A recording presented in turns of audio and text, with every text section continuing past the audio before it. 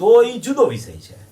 બાકી તો જનરલી એને સ્વાધ્યાયનો કાર્યક્રમ એ રીતે ચાલવો જ જોઈએ. બાકી પોતપોતાની એ આખી પોતાની સ્થિતિ પોતાને ખબર પડતી હોય છે કે હું અત્યારે ક્યાં ઊભો છું, મારે અત્યારે સ્વાધ્યાય કરવો જોઈએ, ચિંતન કરવો જોઈએ, મનન કરવો જોઈએ, એકાગ્રતા ચાલુ કરવી જોઈએ કે મારે કઈ તરફ મારું વલણ કેળવવું. તો પોતે પોતાની પરિણતિથી પોતાને પકડી શકે કે હજી મારો ઉપયોગ કેટલો બહાર ચાલે છે, હજી મારો ઉપયોગ ત્યાંથી કેટલો ખઈસો છે, કેટલો સ્વ તરફ જવા માટે પ્રયત્નશીલ થયો છે, એ પોતે જ પોતાને ખબર પોતાની પોતે જ લઈ શકે. ત્યાર પહેલાં એને એ ખ્યાલ ન આવે એટલે એનું માપદંડ એ પોતાથી જ પોતે કાઢી શકે છે.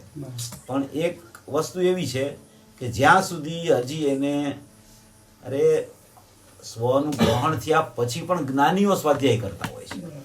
જે ગુરુદેવ શ્રી 6 કલાક રોજ સ્વાધ્યાય કરતા ડેઈલી. સવારમાં વહેલા ઉઠીને શાસ્ત્રો વાંચતા, બપોરે 3 કલાકનો ફિક્સ ટાઈમ હતો એનો વાંચનનો. એટલે જ્ઞાનીઓ વધારે વાંચન કરતા હોય છે.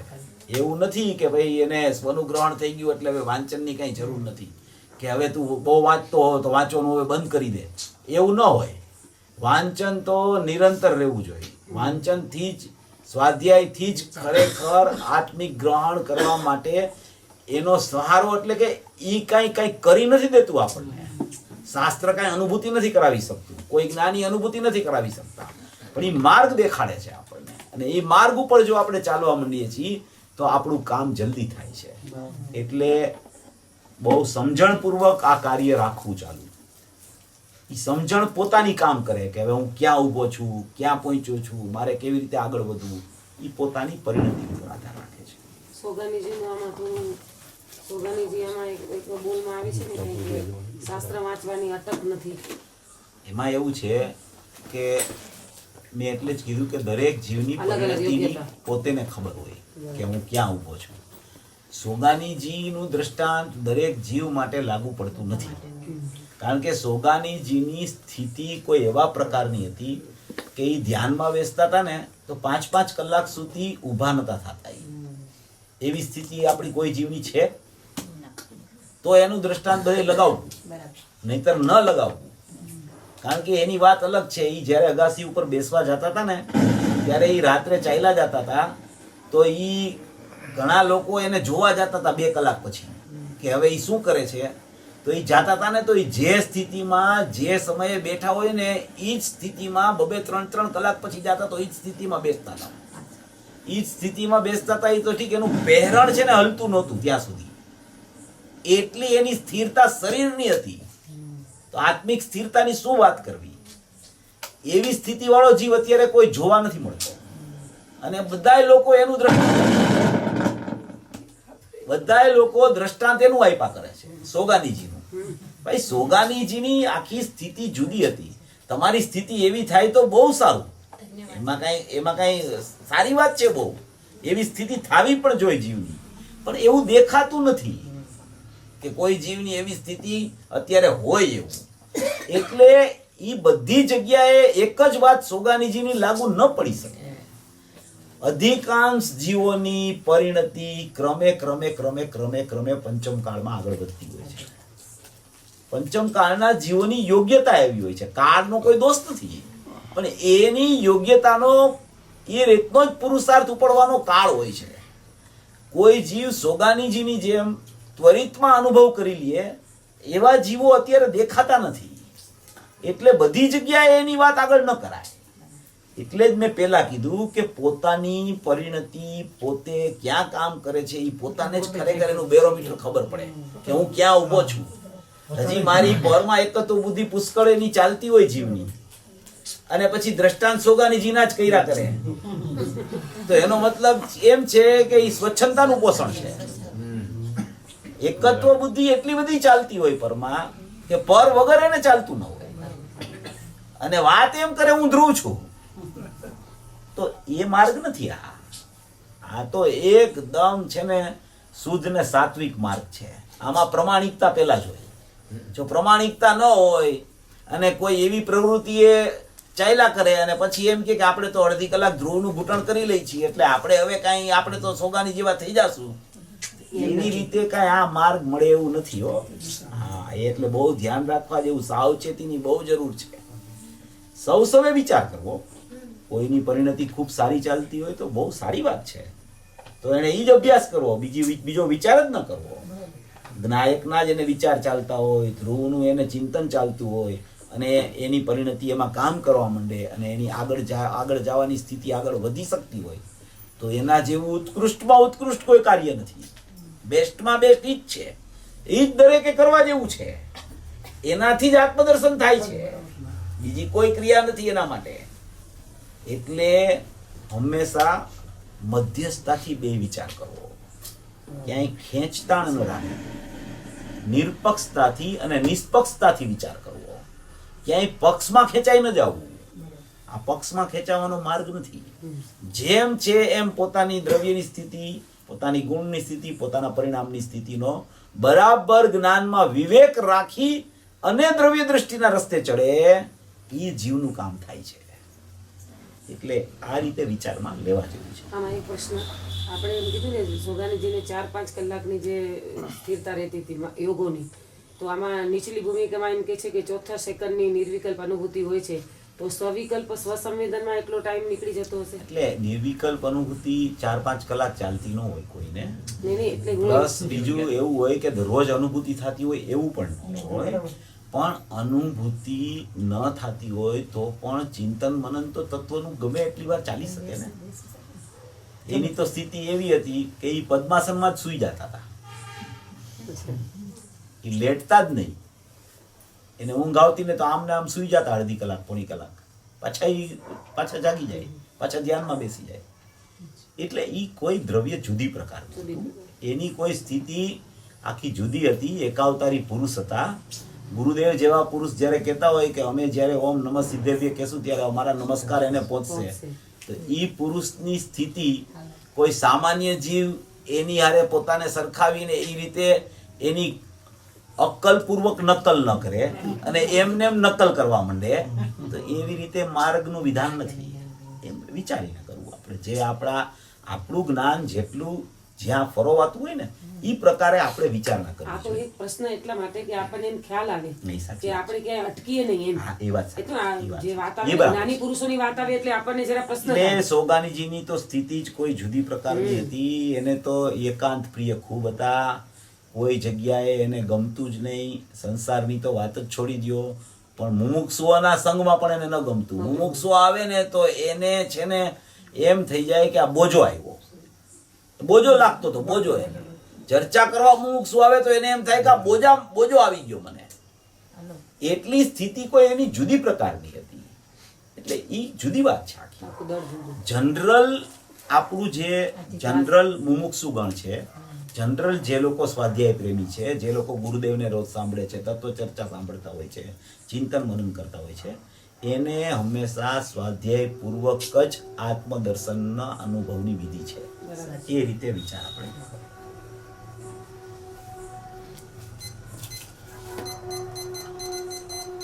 દ્રવ્ય દ્રષ્ટિ થયા વગર શું પર્યાયનો આશ્રય છૂટતો નથી?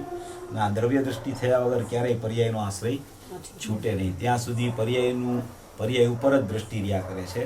અને પર્યાયનો આશ્રય, દ્રવ્યનો આશ્રય થાય એક સમયમાં હંમેશા એકનો જ આશ્રય હોય. યા તો પર્યાયનો આશ્રય હોય યા તો દ્રવ્યનો આશ્રય હોય. દ્રવ્ય પર્યાય બેયનો આશ્રય ન હોય, બેયનું જ્ઞાન હોય, આશ્રય હંમેશા એકનો હોય, લક્ષ હંમેશા એકનું હોય. જ્ઞાનમાં દ્વિરૂપતા અને સ્વપર પ્રકાશકતા હોવાથી જાણવું ભલે વર્તતું હોય, પણ એ જાણવું વર્તતું હોય એમાં એનું લક્ષ ક્યાં છે? એનું લક્ષ દ્રવ્ય ઉપર છે, એનું લક્ષ પર્યાય ઉપર છે. બે ઉપર લક્ષ એક સમયમાં છદ્મસના જીવનું એક સાથે કદી થઈ શકે નહીં. એ કેવડી ભગવાન બધું જાણે એક સમયમાં, પણ એને તો સર્વજ્ઞત્વ પ્રગટ થઈ ગયું છે. હવે જેને સર્વજ્ઞત્વ પ્રગટ ન થયું હોય અને માત્ર અંદર શક્તિ હોય તો એ માત્ર લક્ષપૂર્વક એક સમયમાં એક જગ્યાએ જ એનું લક્ષ કેન્દ્રિત કરી શકે.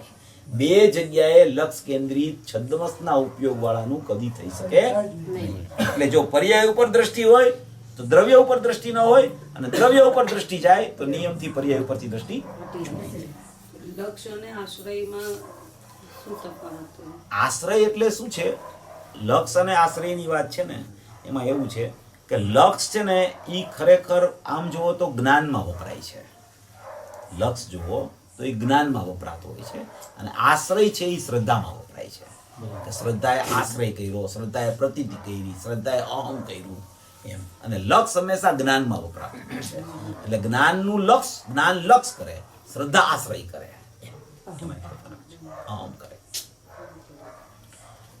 આપણે નિર્ણય, યથાર્થ નિર્ણય આદિની જે પ્રક્રિયા સમજાવી એ પ્રથમોપસમિક સમ્યકત્વ પામવા માટે જે કરણલબ્ધિમાં થાય છે એ જ પ્રક્રિયા છે. એ વખતે એકાંતમાં શાંત ચિત્તે બેસીને એવું ચિંતન કરવું અનિવાર્ય છે. પ્રથમોપસમિક સમ્યકત્વ આ સૌથી પહેલું અનાદિ મિથ્યા દ્રષ્ટિને જે સમ્યક દર્શન થાય છે એને પ્રથમોપસમિક સમ્યક દર્શન કહેવામાં આવે છે. અને એ સમ્યક દર્શન સૌથી પ્રથમ થાય ત્યારે નિર્ણયપૂર્વક યથાર્થ નિર્ણય કરી અને સવિકલ્પ સ્વસંવેદન આવી અને નિર્વિકલ્પ સ્વસંવેદન પાકો નિર્ણય થઈને થતો હોય છે. અને કરણલબ્ધિમાં થાય છે એ જ પ્રક્રિયા છે. હા, એ કરણલબ્ધિમાં એ જીવ આવી અને સમ્યક દર્શન પામતો હોય છે. સમ્યક દર્શનની પૂર્વ પર્યાયને કરણલબ્ધિના પરિણામ કહેવામાં આવે છે. કરણલબ્ધિના પરિણામ સમ્યક દર્શન પહેલા કોઈને પકડાતા નથી. સમ્યક દર્શન પ્રગટ થઈ જાય ત્યારબાદ વિકલ્પાત્મક દશામાં આવે ત્યારે એને ખબર પડે છે કે આવા કરણલબ્ધિના પરિણામ મારે ભજી ગયા થાય. જીવને છૂટી જાય જ્યારે, જીવને પ્રથમોપસમ છે કે અહીં તો શું, છૂટી ગયું. ઈ છૂટી જાય તો ઈ બીજી વખત જ્યારે કરતો હોય સહયોગ ત્યારે એમ થાય. થોડી ખબર હોય કે પ્રથમોપસમ છૂટી ગયું છે. આવો સ્વાદ એવું ન હોય. એકચ્યુઅલી ગુરુદેવે તો પ્રથમ ઔપસમિક સમ્યક દર્શન નહીં, પહેલા સમયના સમ્યક દર્શનને પ્રથમ ઔપસમિક કીધું છે, બીજા સમયના સમ્યક દર્શનને સયોપસમ કહી દીધું છે ગુરુદેવે. એટલે એમ નથી, પણ જે જીવે એક વખત ઘર જોઈ લીધું હોય ને, જે જીવ એક વખત આત્માનો સ્વાદ ચાખી લીધો હોય, ભલે ઔપસમિક સમ્યક દર્શન, એને જ્યારે સયોપસમ થાય ને પાછું, ત્યારે એને એનું ઘર જોયું હોય એટલે એને એ રસ્તો તરત મળી જાય, એને વાર ન લાગે. એને પછી એ પ્રકારની વિધિ જ કરવી પડે એવો નિયમ નથી. વિધિ કરે એ જુદો વિષય, વિધિ કરવી જ પડે એવો નિયમ નથી. ઘણા જીવને ત્વરિતમાં કામ થઈ જાય અને ઘણાને ક્રમે પણ કામ થાય. પણ પ્રથમ ઔપસમિક સમ્યક દર્શન તો નિયમથી જાય અને પછી થાય, એને સયોપસમ કહેવાય. એમ આવે તો એક સયોપસમમાં પછી એને એક વખત જ્યારે આત્માનો સ્વાદ ચાખી લીધો હોય, એનું ઘર જોઈ લીધું હોય, તો એ ઘર એને ત્વરિતમાં પડી જાય. એમાં બહુ લાંબો ટાઈમ ન લાગે, લાંબો કાળ પણ ન લાગે.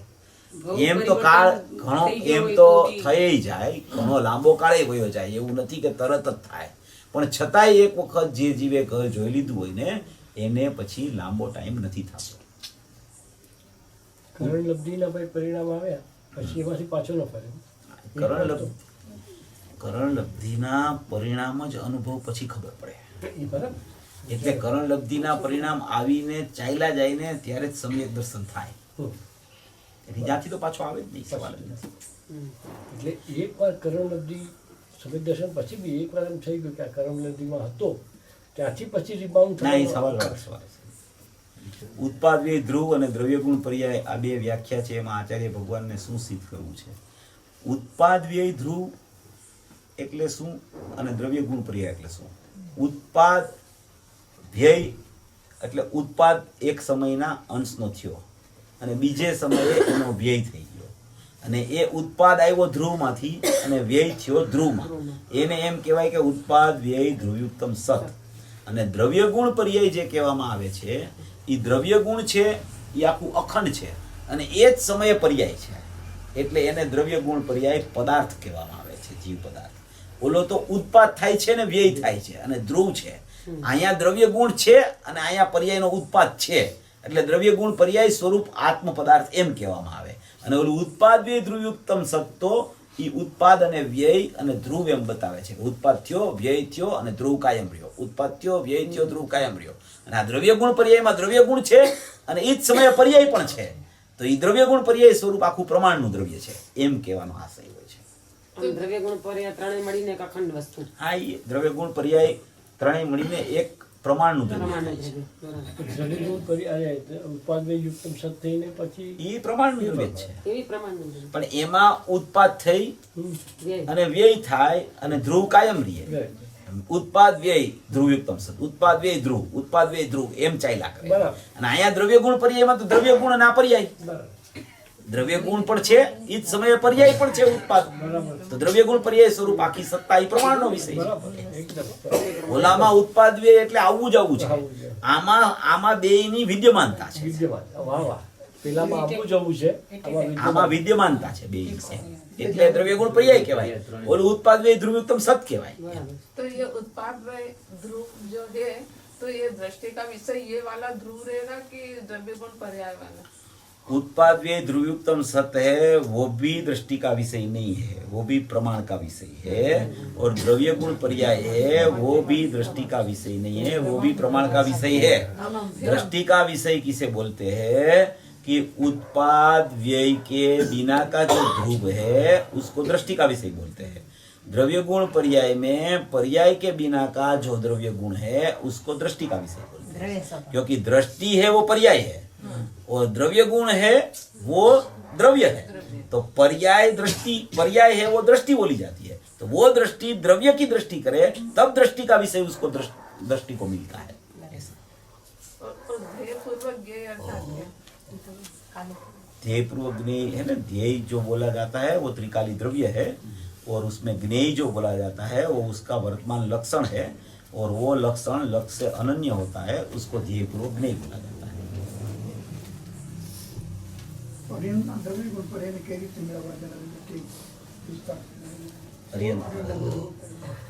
અર્યંત 80 નંબર દાખલા. અર્યંતના દ્રવ્ય ગુણ પર્યાયને જે જાણે એ પોતાના આત્માને પણ જાણે એવી 80મી ગાથામાં જે અર્યંતને દ્રવ્યપણે ગુણપણે અને પર્યાયપણે જાણે તે પોતાના આત્માને એવી રીતે જાણી લે એવો પાઠ છે 80મી ગાથામાં. એમાં અર્યંતના દ્રવ્ય ગુણ પર્યાય અને દરેક જીવના દ્રવ્ય ગુણ પર્યાયની સરખામણી કરી છે અને એ બેયના દ્રવ્ય ગુણ પર્યાયને નિશ્ચયથી એક છે એમ કીધું છે. જેવા અર્યંતના દ્રવ્ય ગુણ પર્યાય છે એવા જ મારા દ્રવ્ય ગુણ પર્યાય છે, એવા દરેક જીવોના દ્રવ્ય ગુણ પર્યાય છે. તો ત્યાં એને કહેવાનું તાત્પર્ય અને એનો આશય એમ છે કે જેમ અર્યંત દ્રવ્ય શુદ્ધ, ગુણે શુદ્ધ અને એની પ્રગટ પર્યાય શુદ્ધ છે, એની પ્રગટ પર્યાયમાં તો શુદ્ધતા પ્રગટી ગઈ છે. હવે અહીંયા આપણે જે છે છદ્મસ્ત જીવ એને શું છે કે દ્રવ્ય અને ગુણ તો શુદ્ધ છે પણ પર્યાયમાં અશુદ્ધતા છે. તો ગુરુદેવે એનો અર્થ એમ કર્યો છે કે જે દ્રવ્ય ગુણ છે એના તરફ પર્યાય એની ચાલી જાય અને શુદ્ધતા પ્રગટ થાય ત્યારે એની સરખામણી થઈ શકે. દ્રવ્ય ગુણ અહીંયા આપણા છે ઈ અને એના દ્રવ્ય ગુણ ઈ તો બે સમાન છે, પણ અહીંયા પર્યાયમાં તો પ્રગટતા થઈ ગઈ છે, અહીંયા નથી થઈ. તો અહીંયા આપણી પર્યાય દ્રવ્ય ગુણ તરફ જાય અને જ્યારે શુદ્ધતા પ્રગટ થાય ત્યારે એમ કહેવાય કે એના અર્યંત જેવા સમાન છે.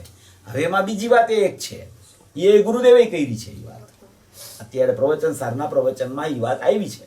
ગુરુદેવે જ એ વાત કરી છે કે જેવી રીતે અર્યંતના દ્રવ્ય ગુણ પર્યાય છે એવા જ તારા દ્રવ્ય ગુણ પર્યાય, અને એ પર્યાયનું સંક્ષેપણ તું ગુણમાં કરી દે, ગુણનું સંક્ષેપણ તું જો દ્રવ્યમાં કરી દે તો એ અર્યંતના દ્રવ્ય ગુણ પર્યાય ને તારા દ્રવ્ય ગુણ પર્યાયમાં કાંઈ ફરક નથી. એવો એક અર્થ પણ કર્યો છે. ત્રીજો અર્થ એનો એ છે કે અર્યંતના દ્રવ્ય, અર્યંતના ગુણ અને અર્યંતનો ઉપયોગ. એવી જ રીતે આપણું દ્રવ્ય, આપણા ગુણ ને આપણો ઉપયોગ, એ ઉપયોગથી મેળવો તો બેયની વાત સમાન છે. એટલે ઉપયોગથી ઈ મળી જાય છે. એટલે સામાન્ય ઉપયોગનો લક્ષણ રૂપ જે અંશ છે, અહીંયા એવું લક્ષણ છે ત્યાં એવું લક્ષણ છે. એટલે એ લક્ષણ ને લક્ષની અભેદતાથી આપણે જોઈ અર્યંતને અને આપણને તો બેય વાત બેયના દ્રવ્ય ગુણ પર્યાય મળી જાય છે. એટલે એમાં એમ કીધું છે કે નિશ્ચયથી ઈ બેયના દ્રવ્ય ગુણ પર્યાય સમાન છે. આવી રીતે એના 3 અર્થ આવ્યા છે. એમાં દ્રવ્યપણે, ગુણપણે અને પર્યાયપણે એ લે છે અમુક વિદ્વાનો, એ કેવી રીતે છે? એટલે એમાં દ્રવ્યનો સ્વભાવ, ગુણનો સ્વભાવ અને પર્યાયનો સ્વભાવ. અણુ એટલે સ્વભાવ. એટલે પર્યાયનો સ્વભાવ એવો હોય કે એ દ્રવ્ય સન્મુખતા વાળો હોય અને પર્યાયનો વિભાવ હોય એ પર સન્મુખતા વાળો હોય. એટલે એને તમે પર્યાયના સ્વભાવથી લ્યો તો ઈ એક સરખું થઈ જાય. ઈ આ લક્ષણની વાત કરી ને એ પર્યાયનો સ્વભાવ છે. દ્રવ્ય, ગુણ અને પર્યાય એનો સ્વભાવ છે. એવી જ રીતે અર્યંતના દ્રવ્ય, ગુણ ને પર્યાય એના સ્વભાવ.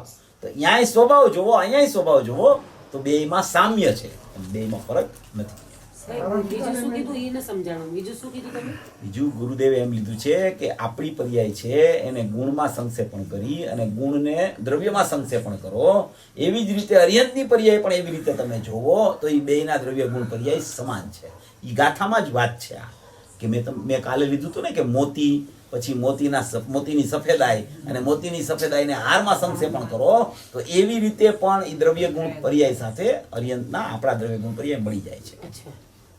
પર્યાયમાં પછી ઉત્પાદ વ્યય જો પર્યાયનો જે ધર્મ છે ઈ રીતે જુઓ તો પણ સમાન. આપણી સાથે અરિયંત ભગવાનનું સમાનતા સામાન્ય ઉપયોગથી જોવો તો મળી હા જાય. સામાન્ય ઉપયોગથી જો એ મળી ઉત્પાદ જાય. વ્યય ઈ જ મળી જાય. લક્ષણથી કીધું ને? ઈ જ. સામાન્ય ઉપયોગ, ન્યાય સામાન્ય ઉપયોગ છે, અહીંયા સામાન્ય અહીંયા સામાન્ય ઉપયોગ. એમાં ફેર નથી કાંઈ. એ સામાન્ય ઉપયોગ કયો, લક્ષણ કયો, પર્યાયનો સ્વભાવ કયો, એક જ વાત. પર્યાર્થિક ગુણનો પારિણામિક ભાવ કયો, એનાથી બધેથી એની ને આપણી પર્યાયો ઉત્પાદ રૂપે મળી જાય છે. પછી કન્વર્ટ થવામાં એ જુદો વિષય. ફરક પડી જાય છે. ત્યારે પછી આ ગુરુદેવે કીધું ઈ લગાડવા. यहाँ पे कारण शुद्ध पर्याय ले सकते हैं क्या? किधर उसमें जैसे द्रव्य गुण, द्रव्य पने, गुण पने पर्यायपने। और पर्याय नहीं, उसमें उत्पाद वाली पर्याय की बात है. पर्याय- उत्पाद वाली पर्याय की बात है. उसमें कारण शुद्ध पर्याय की बात नहीं है. कारण शुद्ध पर्याय पर्याय ही नहीं है वो तो. कारण शुद्ध पर्याय पर्याय क्या है? एक अंश पकड़े वो पर्याय तो है मगर उसको द्रव्य में अंदर गर्भित है इसलिए उसको पर्याय बोले नहीं तो चले. बाकी वो है तो पर्याय ही, मगर वो शुद्ध पर्याय है और उसमें कारणपना पड़ा है. वर्तमान पर्याय में शुद्ध कार्य प्रकट होने का कारणपना उसमें पड़ा है, इसलिए उसको कारण शुद्ध पर्याय पूजित पंचम भाव की परिणति ऐसा 15वीं गाथा में उसका विस्तार आया है. नियम सार नियम सार 71 कलश में जो शुद्ध पहले से प्रथम से ही शुद्ध है, तो कल आपने जो शुद्ध का बताया वो एक ही आएगा उसका. कल कौन सा बताया था? द्रव्य शुद्ध है और उससे जो पर्याय का उत्पाद होता है उस समय वो शुद्ध होता है. नहीं, उसमें 71 कलश की बात ऐसी है कि उसमें ऐसा लिखा है कि प्रथम से ही जो द्रव्य है वो शुद्ध है. उसको मैं कई नहीं से ऐसा देखूं भेद करो। कि ये संसारी है कि ये सिद्ध है. सिद्ध। ऐसा मैं कई नहीं से देखूं, ऐसी मेरे पास नई ही नहीं है. ऐसा उसमें आया है कलश में. तो उसमें ऐसा कहना चाहते हैं कि द्रव्य को देखो तो द्रव्य में कोई मिथ्या दृष्टि की सम्यक दृष्टि ऐसा नहीं है. तो मेरे पास ऐसी कोई नई ही नहीं है कि जो नहीं से मैं ऐसा पृथक्करण करूं कि ये मिथ्या दृष्टि है और ये सम्यक दृष्टि है. क्योंकि शुद्ध जीव है तो उसको जानने वाली एक शुद्ध नहीं ही होती है. दूसरी नहीं जो है वो दूसरी नई ही नहीं होती है. शुद्ध आत्मा एक है तो शुद्ध नहीं एक ही है. वाह वाह. शुद्ध आत्मा कितना है? एक ही है. तो उसकी दो नहीं है. शुद्ध आत्मा की एक ही शुद्ध नहीं होती है और वो शुद्ध नहीं से शुद्ध आत्मा ही जानने में आता है. तो उसमें कोई मिथ्या दृष्टि सम्यक दृष्टि पना है ही नहीं. ऐसा वहां कहना चाहते हैं कि मैं शुद्ध आत्मा हूं तो मेरे पास एक शुद्ध नहीं है. शुद्ध नहीं से मेरे को शुद्ध आत्मा ही दिखता है. तो जो भी मिथ्या दृष्टि भी है तो उसका भी मेरे को जीव दिखता है. मेरे को मिथ्या दृष्टि की सम्यक दृष्टि दिखता ही नहीं है, क्योंकि ऐसी मेरे पास व्यवहार नहीं ही नहीं है कि जिस व्यवहार नहीं से मैं उसकी पर्याय को देखूं. मेरे पास शुद्ध नहीं ही है, इसलिए मुझे सब जीव शुद्ध आत्मा ही दिखते हैं. ऐसा उसमें किया है. उसमें ऐसा बोला गुरुदेव ने बोला है कि ये कलश में व्यवहार नहीं की तो मस्करी किया. मस्करी कर दिया व्यवहार नहीं. वो इस अपेक्षा से किया है कि शुद्ध आत्मा में दो पना हो ना तो निश्चय और व्यवहार दो नहीं का प्रकरण आवे. मगर शुद्ध आत्मा तो एक है तो उसकी नहीं तो शुद्ध नहीं एक ही होती है. तो शुद्ध नहीं से शुद्ध आत्मा ही दिखता है तो निश्चय और व्यवहार का प्रश्न ही खड़ा नहीं होता. ऐसा उसमें मार्मिक बात है 71 कलश में. इतना बढ़िया कलश है, इतना बढ़िया कलश है कि एक बार सुनो ने तो ऐसा लगे कि 10-20 बार सुन ले इसको. ऐसा अच्छा कलश है. सब सुन लेना एक बार सब लोग. बहुत अच्छा कलश है. गुरुदेव भी बहुत वापस अच्छा. लेते हैं, वापस लेते हाँ. हैं. रागेव शुद्धता बुद्धियाम बुद्धियाम. वही प्रथम से ही लिखा है उसमें क्या हैं? प्रथम से ही प्रथम से ही तो जीव तो प्रथम से ही शुद्ध है. प्रथम से ही शुद्ध है. अपने से वो शुद्ध ही है, जीव में तो अशुद्धता है ही नहीं त्रिकाली द्रव्यों में। वही लेना ना। त्रिकाली द्रव्य ही लेना, त्रिकाली द्रव्य शुद्ध ही है, प्रथम से ही शुद्ध है, तो वो शुद्ध है, एक ही जीव है, तो वो जीव के पास नहीं कितनी होती है, शुद्ध नहीं होती है। शुद्ध आत्मा है तो शुद्ध नहीं एक ही है, तो वो शुद्ध नहीं से शुद्ध आत्मा ही कोई मैं जानता हूँ, तो मेरे को कुछ जानने में नहीं आता कि ये मिथ्या दृष्टि है कि सम्यक सम्यक दृष्टि। दृष्टि। वो उसकी दृष्टि, मिथ्या दृष्टि और सम्यक दृष्टि यानी पर्याय दृष्टि छुड़ा के द्रव्य दृष्टि कराने के लिए एक कलश दिखा है। शुद्धात्मा एक है आत्मा एक। तो शुद्ध नहीं एक ही है, और वो शुद्ध नहीं से शुद्ध आत्मा ही दिखता है।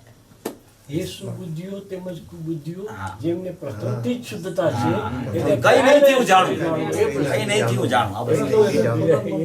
કઈ નહીં હું જાણું, हाँ એટલે મારી પાસે એવી કોઈ નય જ નથી, બહુ પ્રિય હતા પૂજ્ય ભાઈને બહુ પ્રિય હતા. ભાઈ મારી પાસે કોઈ નય જ નથી એવી કે એને હું સમ્યક દ્રષ્ટિ કે મિથ્યા દ્રષ્ટિ કહું, કારણ કે મારી પાસે શુદ્ધાત્મા એક છે, बराबर। એનો ન્યાય આમ છે, हम्म। શુદ્ધાત્મા એક જ છે, એટલે એને જાણવા વાળી નહીં એક જ હોય, एक ही। કારણ કે શુદ્ધાત્મા એક છે। અહીંયા બીજી પર્યાયની વાત નથી કરી, અહીંયા પ્રથમથી જ એક હું શુદ્ધ છું, તો હું કઈ નહીંથી જાણું કે આ અશુદ્ધ છે ને આ શુદ્ધ છે, આ મિથ્યા દૃષ્ટિ છે ને આ સમ્યક દૃષ્ટિ છે, કારણ કે હું શુદ્ધ છું એટલે મને જાણવા વાળી શુદ્ધ નહીં જ હોય, એટલે એ શુદ્ધ નહીંથી હું શુદ્ધ દ્રવ્યને જ જાણું છું, એમ કહેવાનો આશય છે।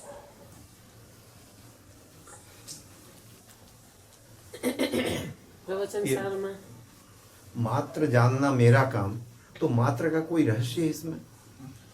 मात्र जानना उसका मतलब क्या, बस सिर्फ जानना, જાણના मात्रा का अर्थ कोई गायक में आत्मा कोई जानना, ऐसा उसका ले मात्र ओनली जानना, बस मात्र जानना मेरा काम हो तो कोई भक्ति बनाइए, नहीं भक्ति बनाई तो मात्र का कोई उसमें रहस्य कोई है? शास्त्र में नहीं आया ऐसा शब्द, ये मात्र जानना मेरा काम ये भक्ति में आया है, वो तो किसी ने बनाई भक्ति, तो उसमें कोई ऐसा वो कोई रहस्य वाली बात नहीं है।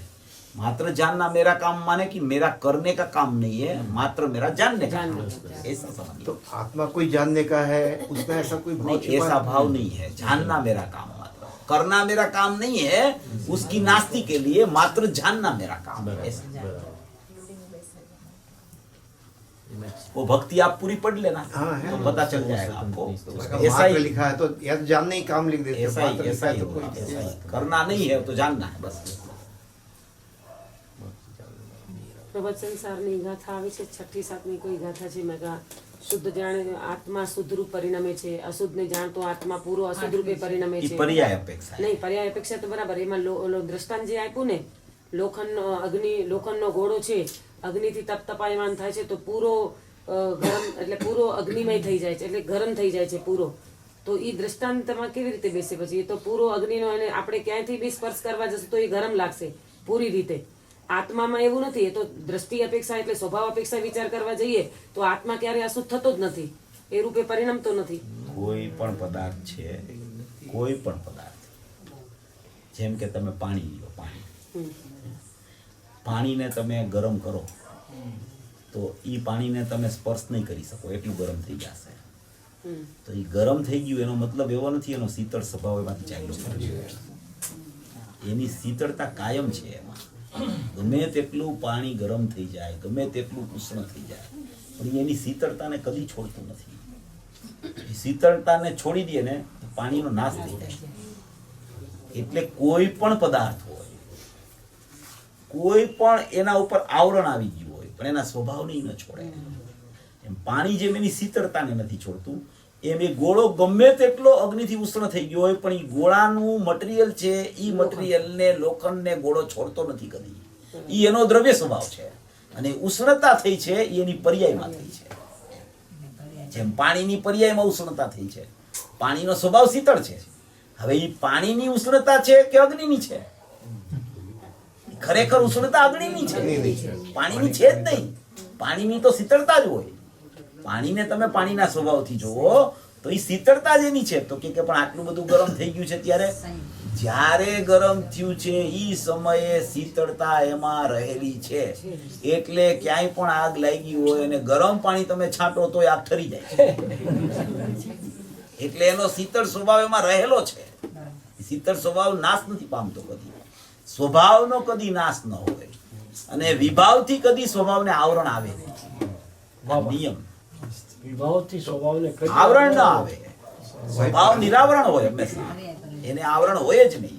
ગમે તેટલો વિભાવ એના ઉપર આવી જાય પણ એ સ્વભાવને કદી આવરણ ન આવે. મુનિરાજ હોય ને, મુનિરાજ એને ગમે તેટલો ઉપસર્ગ આવે, ગમે તેટલો ઉપસર્ગ આવે, પણ એની સ્વભાવનું સંવેદન, સ્વભાવની પ્રચુર સ્વસંવેદનતા, સ્વભાવની મસ્તી એની ચાલ્યા જ કરતી હોય, એને ફરક જ ન પડે કાંઈ. पानी कभी गर्म होता ही नहीं, ऐसा कह सकते हैं अपन कि दो की मिली जुली अवस्था है, पानी- दो पर्याय की अवस्था है वो, एक उष्णता की एक शीतलता की. देखो उसमें पानी कभी गर्म होता ही उसमें निश्चय व्यवहार लगाना. देखो मैं बताता हूँ आपको, उसमें क्या है कि पानी जो है उसको आप निश्चय नहीं से देखो तो वो पानी शीतल ही है, सदा काल शीतल. सदा काल शीतल है. गरम जब उसमें धुआं निकलता है गरम गरम, तब उसका स्वभाव निश्चय नहीं से शीतल है. हाँ. अभी उसी पानी को व्यवहार नहीं से देखो तो व्यवहार नहीं से एक समय की पर्याय में वो पानी उष्ण रूप परिणमा है, और वो व्यवहार नहीं से पर्याय में उष्णता रूप परिणमा है, तब भी वो द्रव्य से स्वभाव से शीतलता रूप उसमें रह गया है. ऐसा निश्चय व्यवहार उसमें लगाना. फिर कैसा लगाना निश्चय व्यवहार कि निश्चय से मैं देखता हूं तो वो शीतल है, तो ये उष्णता किसकी है, तो वो अग्नि की है. ऐसा ऐसा निश्चय से शीतलता को देखोगे तो उष्णता अग्नि की दिखेगी. अभी जब उसकी पर्याय की अशुद्धता सिद्ध करना हो, पर्याय में उष्णता सिद्ध करनी हो, तो ऐसा बोला जाए कि द्रव्य स्वभाव शीतल है और उसका पर्याय का परिणमन व्यवहार से इस समय में उष्ण रूप परिणमा है. आचार्य भगवान ने तो शुद्ध अशुद्ध विकल्पना कहा है नियम सार में, इसी वो तो दूसरी बात है, 72 गाथा में, 72 कलश कलश में, वो अलग बात है. वो मिथ्या दृष्टियों को ऐसी कल्पना होती है कि मेरा कारण तत्व शुद्ध है और कार्य तत्व अशुद्ध है, और ज्ञानियों को तो ऐसा लगता है कि मेरा कारण तत्व भी शुद्ध है और मेरा कार्य तत्व भी शुद्ध है. तो उसमें ऐसा है कि कारण तत्व को जो शुद्ध मानता है उसका कार्य तत्व अशुद्ध होता है. नहीं. जो कारण तत्व को शुद्ध नहीं मानता है उसका कारण तत्व में अशुद्धता है. तो ज्ञानी तो कारण तत्व को शुद्ध मानता है तो उसका कार्य तत्व भी शुद्ध है, और अज्ञानी कारण तत्व को शुद्ध विकल्प में मानता है, अहम करके नहीं मानता है, इसलिए उसकी कार्य तत्व में अशुद्धता. મેં કીધું હમણાં કેવું છે કે અમે તો માનીએ છીએ પણ આ તો માનીએ છીએ, કોઈ ના નહીં માનતું. उसी में उदाहरण लिया है, पानी कभी गर्म होता नहीं करके. हाँ वही द्रव्य उसी में स्वभाव. उसी में उदाहरण में ये लिया हुआ है. सही बात, द्रव्य स्वभाव से नहीं होता है, पानी कभी मैला होता नहीं, पानी कभी कभी गर्म नहीं होता. पानी को पानी से देखो तो कभी वो मलिन नहीं हुआ है, हुआ ही नहीं. कभी वो उष्ण भी नहीं हुआ है. पानी को पानी से देखो, पानी की पर्याय से नहीं देखो, पानी उसी को में पानी दो- से दो देखो. उदाहरण उसी में फिट किया है उसमें. उसमें ये लगा लेना आप, ये निश्चय व्यवहार लगा लेना, सब जमेला खत्म. कभी भी कोई परेशानी आवे ने तो निश्चय व्यवहार लगाओ, बस बराबर समझ में आ जाएगा. और या तो स्वभाव को दृष्टि से देखो तो भी समझ में आ जाएगा. તો ભાઈ નિશ્ચય વ્યવહાર દ્રષ્ટિ શું ને સ્વભાવ દ્રષ્ટિ શું, બેમાં ફેર કરો. स्वभाव दृष्टि माने उसके त्रिकाली द्रव्य को स्वभाव से देखो तो उसमें मलिनता की शुद्धता कोई प्रश्न खड़ा ही नहीं होता है, वो तो जैसा है वैसा ही है उसका स्वभाव. हाँ, અને નિશ્ચય વ્યવહાર निश्चय व्यवहार से देखो तो द्रव्य रूप से शुद्ध है, पर्याय रूप से अशुद्धता है अभी उसकी पर्याय में, और वो पर्याय अपने द्रव्य के सम्मुख होती है तो उसमें भी शुद्धता प्रकट हो जाती है. તો ફાસ્ટ ટ્રેક કઈ फास्ट ट्रैक तो द्रव्य दृष्टि होती है. સ્વભાવ દ્રષ્ટિ ફાસ્ટ उसमें ऐसा है कि पहले निर्णय करना पड़ता है. બરાબર. देखो ऐसा है कि जैसे संसार अवस्था चलती है तो संसार अवस्था में तो सब चलता है, पर्याय में अशुद्धता भी चलती है, द्रव्य शुद्ध रूप भी है. तो पहले प्रमाण के द्रव्य का निर्णय कर लेना और फिर निर्णय करके फिर आगे बढ़ना. फिर निर्णय करने में जो अशुद्धता शुद्धता का निर्णय होता है ना, उसका ज्ञान भी रखना, उसको निकाल नहीं देना कि ऐसा कुछ है ही नहीं, क्योंकि वो जब तक पूरी अशुद्धता नहीं जाती है ना तब तक पुरुषार्थ करना पड़ता है. ऐसे नहीं है कि पुरुषार्थ के बिना क्रमबद्ध में जब जानी हो तब चली जाएगी, ऐसा नहीं होता है। इसीलिए वो सब विवेक पूर्वक चलता है। माने कि अकेली द्रव्य दृष्टि करो, ऐसे द्रव्य दृष्टि नहीं होती। निर्णय होना चाहिए, स्वभाव की सन्मुख पुरुषार्थ करके जाना चाहिए।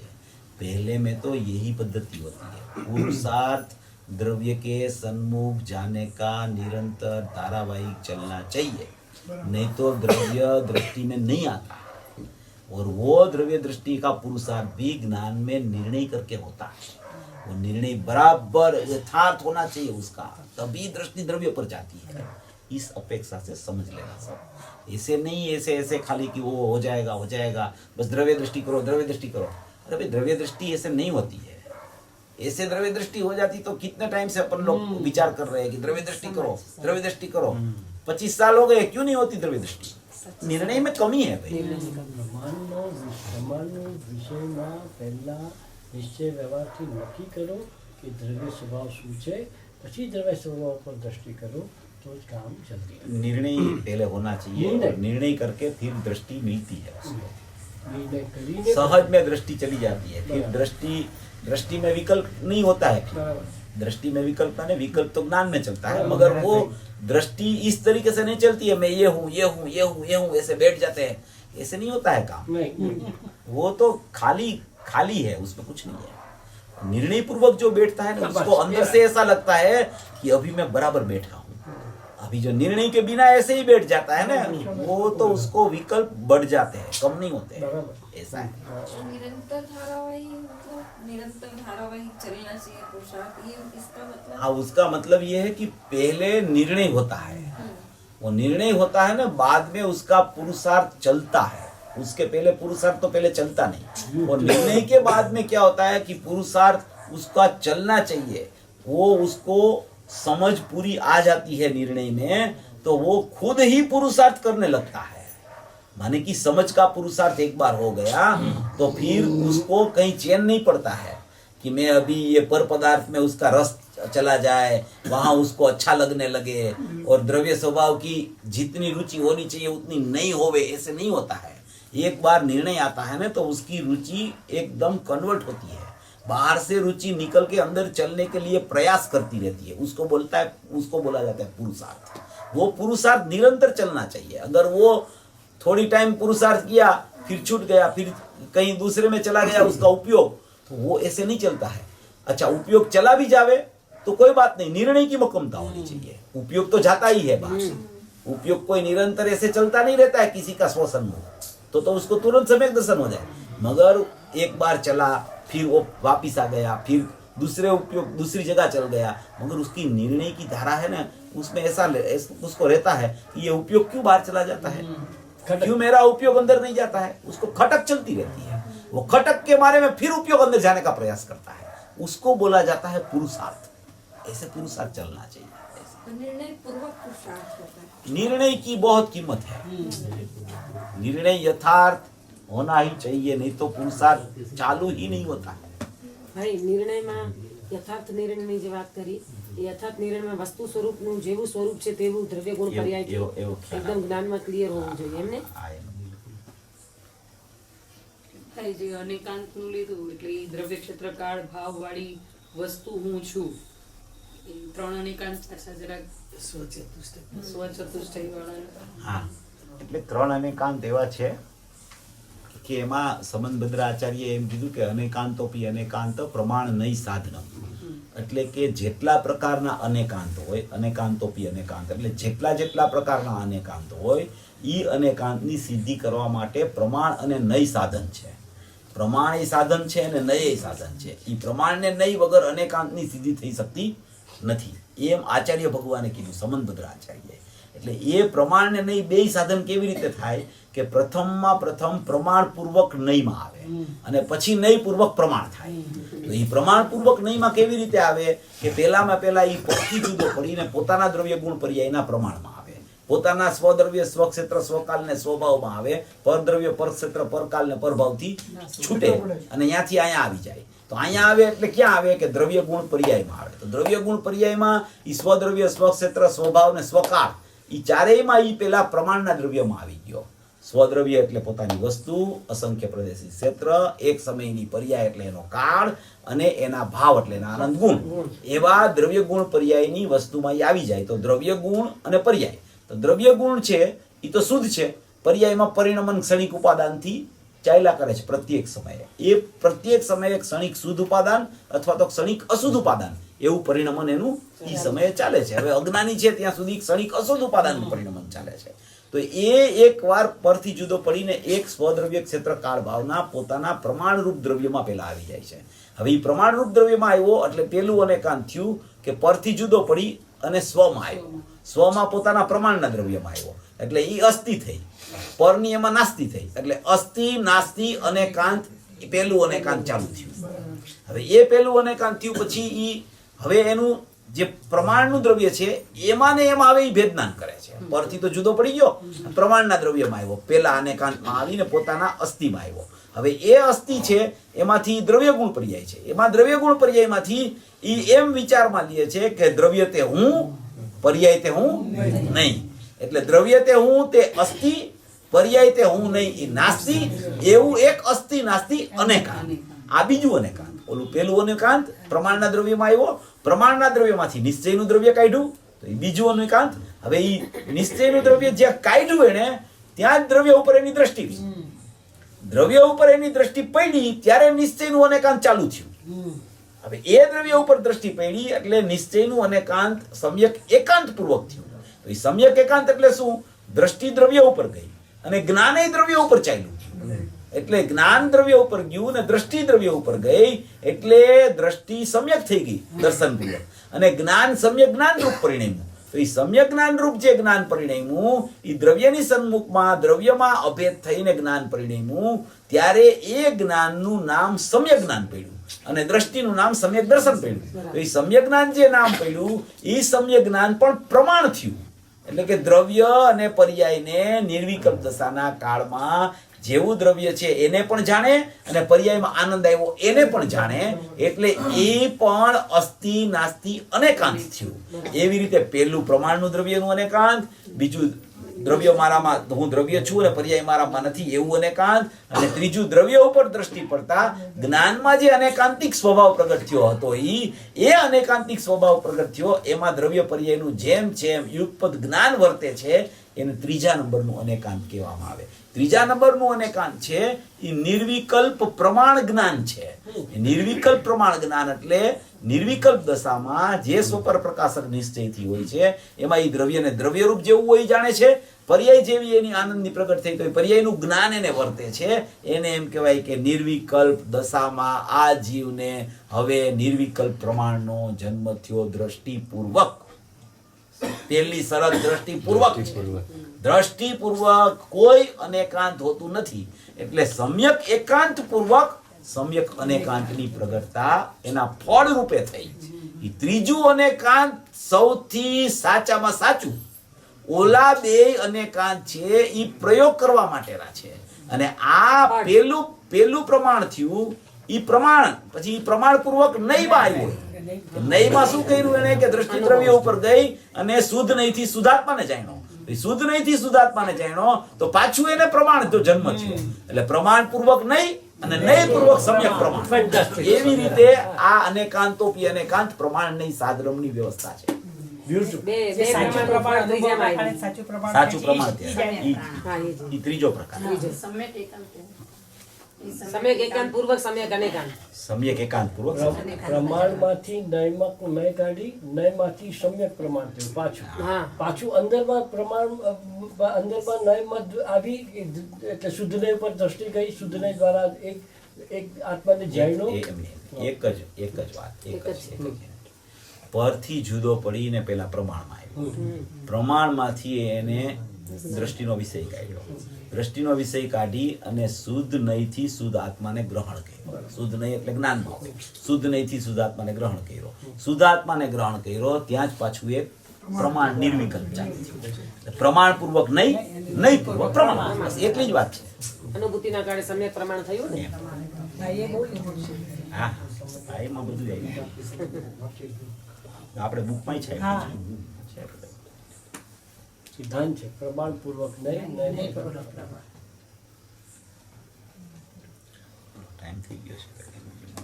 એક આપણે આજે સાધનાની જે વાત ચાલતી હતી ને કે આપણે આ રીતે નિર્ણય કરે જીવને પોતાને જ ખ્યાલ આવે કે અંદરમાં જે હું શુદ્ધાત્મા છું, સ્વાધ્યાય કરતા ચિંતન મનન આદિ જે કંઈ પણ ચાલે તો એમાં ઘણી વખત આપણને એમ અપૂર્વ એટલે કે આપણે સ્વાધ્યાય કરતા બી અંદરમાં એકદમ કોઈ સિદ્ધાંત આપણને ખ્યાલમાં આવી ગયા અને એ સિદ્ધાંત સમજાતા અંદરમાં એકદમ થાય કે અરે આ જ હું છું, આવું જ મારું સ્વરૂપ, હું આ જ છું. તો એ નિર્ણયમાં આગળ વધે છે એમ સમજવું. હા, એ નિર્ણયમાં આગળ બી તો કહેવાય, અપેક્ષા એમ કહેવાય, કહી શકાય. એ કશું એ પોતાને જ ખબર પડે એ કઈ રીતનું કયા જીવને શું ચાલતું હોય. એ તો કેવડી ગમ્ય છે, બીજા કોઈ જીવ તો જાણી ન શકે.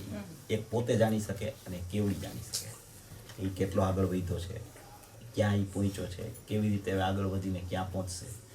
કેવળ જ્ઞાનમાં એની નોંધ છે અને કાં એ પોતે જ પોતાથી નક્કી કરી શકે. એને પોતાને ખબર પડી જાય કે હવે મારી સ્થિતિ કંઈક બદલાણી છે. પહેલાં જે સ્થિતિ ચાલતી હતી, પહેલાં જે પ્રસન્નતા ચાલતી હતી, એમાંથી પ્રસન્નતા છૂટી અને સ્વસન્નતા થવાનો કાળ પાકવા માંડ્યો છે એમ પોતાને ખબર પડી જાય. પોતાના પરિણામનું માપ પોતાની પાસે છે અને પોતાના પરિણામથી જ પરિણામની ધરા ઉપર દ્રવ્ય ઊભું છે. ફેન્ટાસ્ટિક, વાહ વાહ. પરિણામની બહાર ક્યાંય દ્રવ્ય નથી, પરિણામની ધરી ઉપર આખું દ્રવ્ય બિરાજમાન છે. એટલે એ પરિણામથી જ એનું માપદંડ નીકળે છે આખું, કે એ ક્યાં ઊભો છે અને ક્યારે હવે એ દ્રવ્યમાં જશે, એના ઉપરથી જ માપ નીકળે અને એ પોતે જ નક્કી કરી શકે. એનું કોઈ લક્ષણ નથી હોતું. નિર્ણય થયો, નિર્ણયમાં આગળ વધે, સવિકલ્પ સ્વસંવેદન આવે, ત્યાં સુધી કોઈ લક્ષણ નથી. નિર્વિકલ્પ વેદનનું જ લક્ષણ છે અતિન્દ્રિય આનંદ. એટલે એનાથી ખબર પડે કે હવે આ મને અનુભૂતિ થઈ. ત્યાર પહેલાનું કોઈ લક્ષણ નથી. આપણે લીધું હતું ને વચનથી અગોચર, નિર્વિકલ્પવત અને કેવળ સ્વાનુભવ ગમ્ય, એવો એક એની પાસે સવિકલ્પ સ્વસંવેદનનો જન્મ થાય છે. ત્યાર પહેલાં એને અપૂર્વ નિર્ણયમાં સવિકલ્પ સ્વસંવેદનનો જન્મ થાય. ત્યાર પહેલાં એને યથાર્થ નિર્ણય આવે. ત્યાર પહેલાં એ નિર્ણયના કાળમાં હોય. નિર્ણય, યથાર્થ નિર્ણય, અપૂર્વ નિર્ણય અને પાકો નિર્ણય, આવી એક પદ્ધતિ છે. આ પદ્ધતિ એવી છે કે કોઈ જીવને તરત જ થઈ જાય. એ ફાટફાટ કરતો એમાંથી પસાર થઈને ચાલ્યો જાય. ધારા ઉપડે કોઈ એવી તો એ થઈ જાય. એવું નહીં કે બધાને કાંઈ ટાઈમ લાગે, બધાને વાર લાગે, પણ અધિકાંશપણે સ્ટેપમાં થાય, ધીમે ધીમે ધીમે આગળ વધીને. અત્યારના જીવોની એવી પરિણતિ નથી કે ત્વરિતમાં દ્રવ્યને આમ પકડી શકે. એ થોડો કાળ લાગે છે. એકવાર એની પ્રોસેસ ચાલુ થાય ને પછી અમુક સમય જાય છે એમાં, એમ તરત કોઈને થતું નથી. ગુરુદેવ, બેનશ્રી બધાની આપણે અનુભૂતિની વાત સાંભળીએ તો આપણને એમ લાગે કે એ લોકોને ટાઈમ લાગ્યો છે. તો હવે અત્યારના બીજા જીવોને તો એની તો પરિણતિ એવી દેખાતી નથી કોઈ કે એને હમણાં થઈ જાય એવું કામ. એટલે એમાં પુરુષાર્થની બહુ જરૂર છે. સ્વાધ્યાય, ચિંતન, મનન, એકાગ્રતા, જ્ઞાની પુરુષોની જે કાંઈ વાણી આપણી પાસે ગુરુદેવની છે એનો આપણે વારંવાર અને વિશેષપણે ખાલી સાંભળવા પૂરતો નહીં પણ એનો મર્મ સમજવાનો પ્રયાસ કરવો જોઈએ, તો કામ થવામાં ઝડપ થાય. એવું છે. आपने दोपहर में बताया था कि जब जीव को सम्यक दर्शन होता है उस समय जो शुद्ध ज्ञान होता है वो निर्विकल्प होता है. जब निर्विकल्प होता है तो अतीन्द्रिय आनंद का वेदन हुआ तो वो कैसे जानता है? वो ज्ञान में जानने में आ जाता है ना. ज्ञान का स्वपर प्रकाशक निर्विकल्प दशा के काल में स्वभाव है. तो वो द्रव्य पर उसका ज्ञान जब जाता है ना तब वो पर्याय में जो भी प्रकटता होती है ना, पर्याय में वो जानने में आ जाता है. वो उसका स्वपर प्रकाशक निश्चय से स्वभाव है. तो वो अनुभूति के काल में भी आनंद आया तो आनंद को जानता है, अनुभूति के पहले दुख था तो दुख को भी जानता था वो, अभी दुख निकल के सुख आ गया तो सुख का जानना हो गया ऐसा. मगर वो दृष्टिपूर्वक होता है. जब तक दृष्टि द्रव्य पर नहीं जाती है तब तक ज्ञान में कुछ पता नहीं चलता है. सम्यक दर्शन पूर्वक दृष्टिपूर्वक ज्ञान है, वो एक सिद्धांत है. पहले ज्ञान के निर्णय पूर्वक दृष्टि होती है और फिर दृष्टि पूर्वक सम्यक ज्ञान होता है. ऐसा जैसे प्रमाण पूर्वक नहीं और नहीं पूर्वक प्रमाण, ऐसे ज्ञान पूर्वक दृष्टि और दृष्टि पूर्वक ज्ञान. प्रमाण से जैसा अपन ने पूरा वस्तु स्वरूप जाना और फिर नए से अपने जो परम शुद्ध निश्चय नए का विषय है उसको अपन ने निकाला. बराबर. अब फिर अपन उसकी दृष्टि करेंगे और जब अनुभव होगा तब वो नए पूर्वक प्रमाण सम्यक प्रमाण हो जाएगा. एकदम वही ऐसे ही होता है. बराबर. बोलो परम कृपाळु श्री सद्गुरुदेव.